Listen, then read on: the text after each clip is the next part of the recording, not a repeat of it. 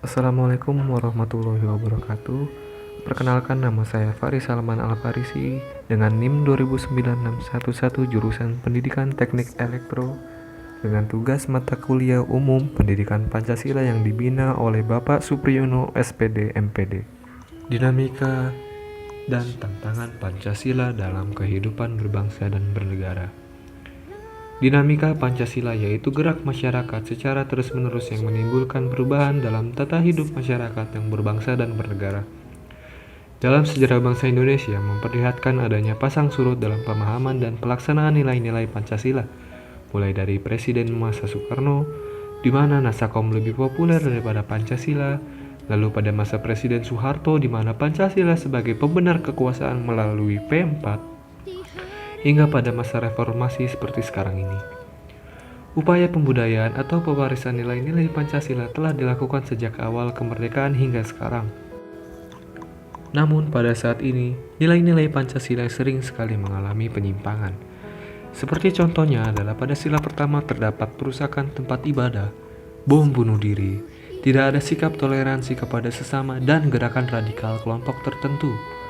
Lalu pada sila kedua, ada memperkerjakan anak di bawah umur, ketidakadilan dalam bidang ekonomi, perbudakan, dan terjadinya tragedi pergusuran rumah. Lalu pada sila ketiga, adanya menjadi provokator dalam suku tertentu, perang antar suku, tawuran antara siswa, dan menganggap suku lain lebih baik daripada sukunya sendiri. Lalu pada sila keempat, terdapat melarang orang menduduki jabatan tertentu karena suku, ras, agama, dan lain-lain, ketidakadilan bagi masyarakat, dan pelanggaran hak asasi manusia. Lalu pada sila kelima, yaitu perilaku tidak adil karena kondisi tertentu, kurangnya akan kesadaran pemerintah dalam dunia pendidikan, dan semakin minim fasilitas dan pelayanan kesehatan. Seperti yang sudah saya bacakan tadi, masih banyak nilai-nilai Pancasila yang terjadi penyimpangan oleh masyarakat Indonesia. Lalu yang kedua adalah tantangan Pancasila. Tantangan Pancasila dalam kehidupan berbangsa dan bernegara adalah meletakkan nilai-nilai Pancasila yang tidak dalam posisi sebenarnya sehingga terlihat menyimpang dari kenyataan hidup berbangsa dan bernegara. Pada masa era globalisasi ini, ada banyak tantangan yang harus dihadapi oleh Pancasila. Sebagai contohnya adalah pemahaman Pancasila yang menurun karena intensitas pembelajaran Pancasila yang kurang efektif, derasnya arus globalisasi sehingga mengarah kepada menguatnya gejala polarisasi dan fragmentasi sosial yang berbasis sara, masih lebar kesenjangan sosial, semakin melemahnya nilai-nilai Pancasila dalam kelembagaan politik, ekonomi, dan budaya, dan masih kurangnya keteladanan dari tokoh-tokoh pemerintah dan masyarakat. Masih banyak sekali tantangan Pancasila dalam era globalisasi.